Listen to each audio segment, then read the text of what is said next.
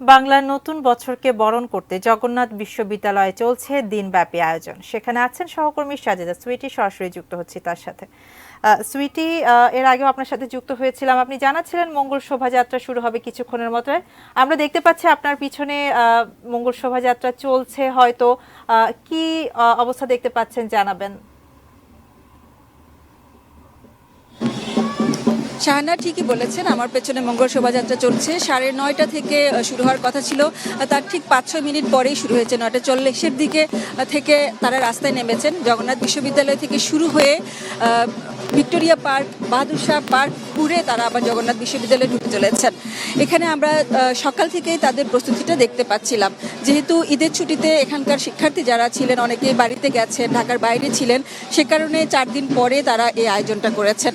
এবং তাদের একটাই চাওয়া যে আমাদের যে বাঙালিয়ানার ব্যাপারটা আছে সেটা যেন শিক্ষার্থীদের একদমই অন্তরে গেঁথে দেওয়া যায়, যাতে করে তারা জীবনটাকে যখনই যেভাবে যাপন করেন না কেন একজন বাঙালি হিসেবে বিশ্বের যে প্রান্তেই থাকেন না কেন গর্ব করতে পারেন এবং বাঙালিয়ানা নিয়েই তারা বাকি জীবনটা পার করতে পারেন। এবং শিক্ষার্থীদের মধ্যেও সেই উচ্ছ্বাস, সেই উদ্দীপনাটা আমরা দেখতে পাচ্ছি। জগন্নাথ বিশ্ববিদ্যালয় বেশ ঐতিহ্যবাহী আমাদের একটি শিক্ষা প্রতিষ্ঠান, 150 বছরের ইতিহাস আছে এই প্রতিষ্ঠানের। যে একটি ব্রাহ্ম স্কুল থেকে শুরু করে একটি বিশ্ববিদ্যালয়ে পরিণত হওয়ার পেছনে যে জ্ঞানের আলো ছড়িয়ে দেওয়ার 150 বছরের ইতিহাস, সেটা নিয়ে তারা অনেক গর্ব করেন। আমাদের অনেক মেধাবী তারুণ্য আমরা পেয়েছি।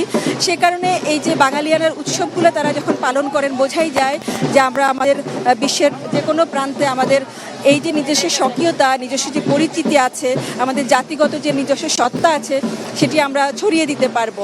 আমাদের যে রিক্সা পেইন্টের ব্যাপারটি আমরা জানি যে ইউনেস্কো সম্মাননা আছে আমাদের রিক্সা পেইন্ট নিয়ে, সম্প্রতি আমরা পেয়েছি।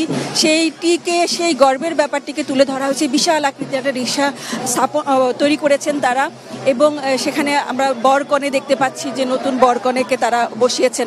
যারা রিক্সা পেইন্ট করেন তাদের সাথে আমাদের যখন কথা হয়, তারা বলেন যে একটা সময় রিক্সাকে নতুন বইয়ের মতো দেখা হতো। যখন সাজিয়ে গুজিয়ে একটি রিক্সাকে পেইন্ট করে সামনে আনা হতো, সবাই নতুন বউকে যেমন আগ্রহ করে দেখে ঠিক সেভাবে দেখতে আসতো। তাদের সেরকম একটা কদরের ব্যাপার ছিল রিক্সা।